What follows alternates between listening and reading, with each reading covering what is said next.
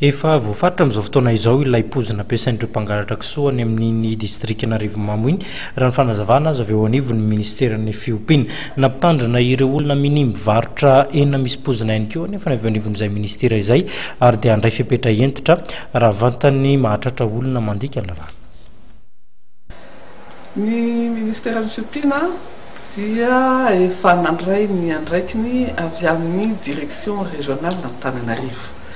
Miandry amin'izao fotoana izao ny rapport misy kokoa avy amin'io na zany fety zany azy dia milaza ihany aloha zay fa le fanabozonana dia efa fantatra hoe inona ilay pozina nampiasaina. Io moa le ataony olona hoe misy ny hoe furadan zay izy io ampiasaina famonoana bibikely ary lazaina ihany koa hoe ny hena tsara fantatry ny olona zay tratra ny aretina io dia miloko menamena raha mavokely ny lokony henakisoa ka zay zany dia lazaina fa isy filazana vaovao iatsonanareo mpanao gazety zany ampitana vaovao misy kokoa mikasika ny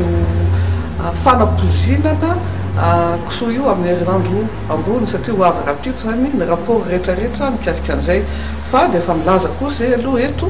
fa dia andray ny andraikitra izay milaza ny gendarmerie hoe zao ny zavatra misy ary mampitandrina amin'ireo izay mivarotra eny